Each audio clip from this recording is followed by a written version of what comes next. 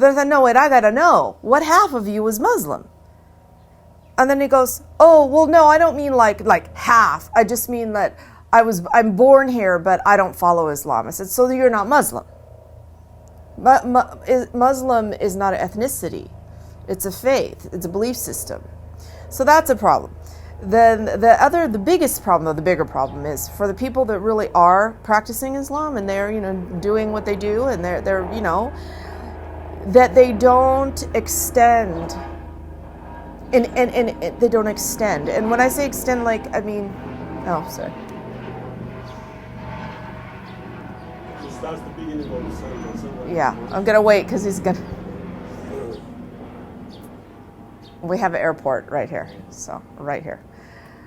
The thing is that many, not all, but many of the Muslims that live in America, they don't extend in any way beyond their immediate little realm, their immediate circle. In other words, they come to the mosque, they pray, they do, they go to the market, they buy halal food, they do, they're doing what they're supposed to do.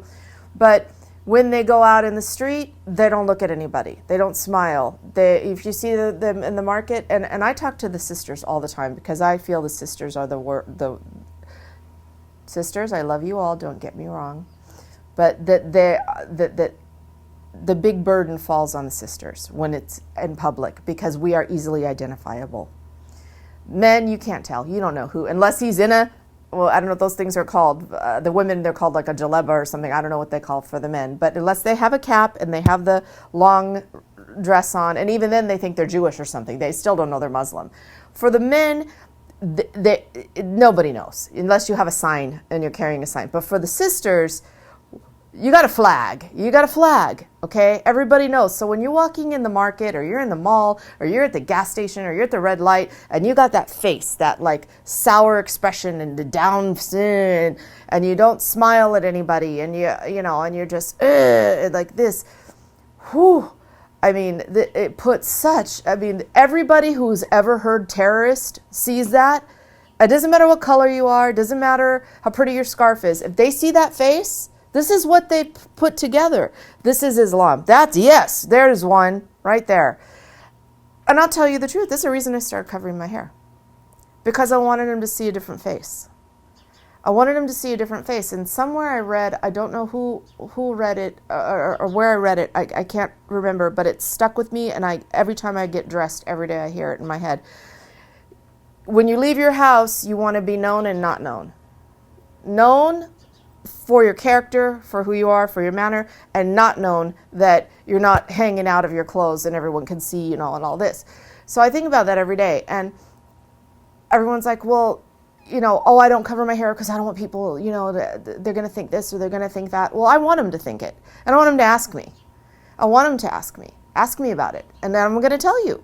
I had some guy come up to me in the market and go, do you eat meat? Just like that. He goes, are you a Muslim? With this real weird accent. And I was like, yeah. And he goes, do you eat meat? I said, all the time, whenever I can get it, Yeah, medium rare too, And so I like that. I like that. But the biggest problem is that so many, and Sheikh Ammar from Mercy for Mankind just came 2 weeks ago and did a big dawah program for us. And he said the same thing. We agree on this, that most people don't, they just go through their life. They don't even have, they're complacent.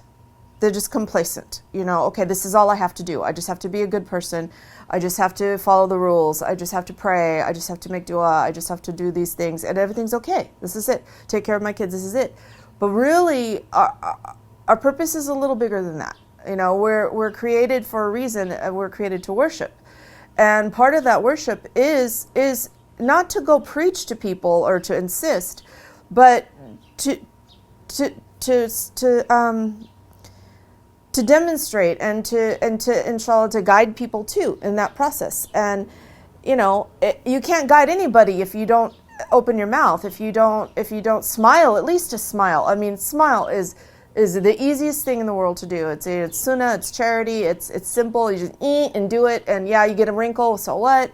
But that's it. And yeah, so now Now, everyone that comes through the door, we kind of push that on our group of sisters. Like, be aware when you're at that red light and you're sitting there scowling because you're late, and someone looks over at you. They see the scarf on your head. Don't like give them that face. You smile, or wave at them or let them go before you. Let them go before you. Really, is it going to make a difference? Do you have to block them so they can't come out of the light's only, yeah, I understand the light's only green for 2 seconds and then you got to wait 5 minutes again for it to be green again. But just let them go.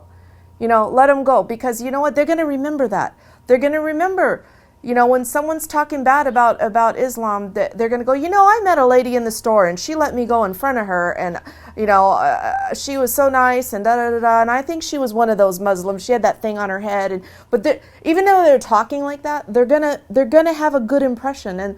And this is how you make good relationships, no matter what your religion is. If you want to make friends with your neighbors, that's how you do it. And, it doesn't matter where you're from. I mean, I don't know. I mean, we're ambassadors. We're ambassadors. We are the ambassadors. And until people realize that, that's the problem. No. Nobody knows. Half of America does not know anything about Islam, and the other half that does know knows just what they see on TV. And of the ones that know stuff from the TV, maybe a very small percent actually know people that are Muslim. And then again, then who is the Muslim that they know? That's the other thing. So those of us that we got to do something.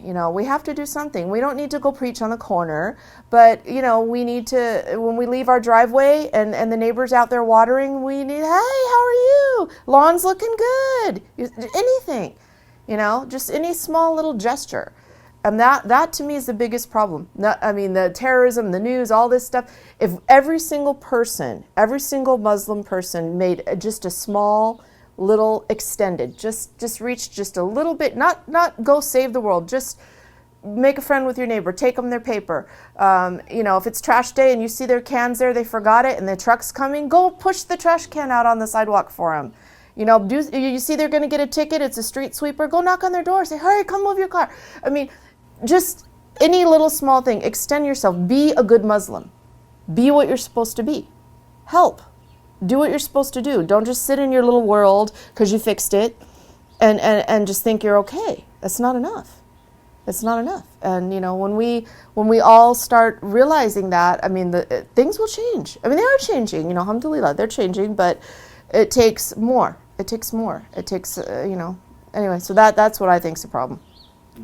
I definitely know what is not a good idea. In my opinion, what is not a good idea is to, I don't even want to say this because maybe somebody's going to come after me, but there's I won't say his name, there's a very, very well-known person that is converted to Islam years ago, and he's one of the most highly esteemed people in the whole Islamic world as far as speaking and just very well-known and very well-respected and loved, and one of my favorite people. And right now he's doing something. He is on the internet and he is asking Muslims to send emails and write letters to try to convince a movie star to convert to Islam, to convince him, to push him, because he's interested in it and he wants them to, and I keep thinking there's no compulsion in religion, there's no compulsion in religion, there's no compulsion in religion.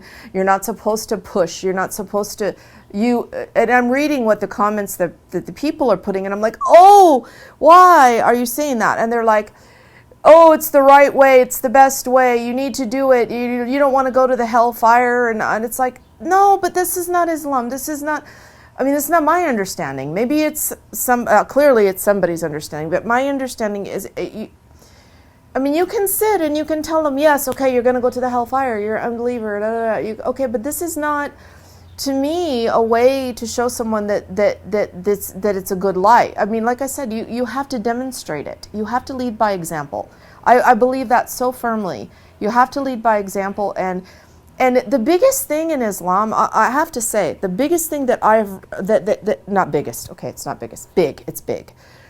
Humility, okay, humility, and being humble, and humble isn't just like, oh, thank you, Being humble is a whole way of conducting yourself in everything in your life. And I have to remind myself of that all the time, because I get caught up too. I go to the sisters group and they're all in the pretty scarves and, like this one, and the bling bling like this.